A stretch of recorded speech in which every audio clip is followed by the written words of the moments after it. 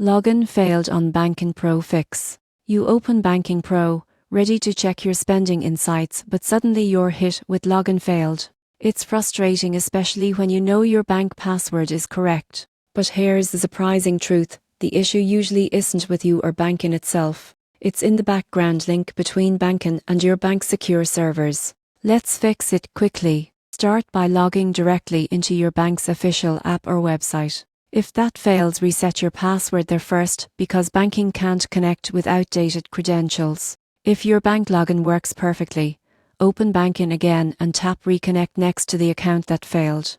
Enter your credentials, verify your identity if prompted, and approve the collection. Most login failures are fixed instantly this way. Now, if your bank recently changed its security settings or added two-factor authentication that can also block automatic syncs, check your messages for any confirmation codes right after reconnecting. These are easy to miss. Another tip: disable VANs, proxies, or ad blockers temporarily.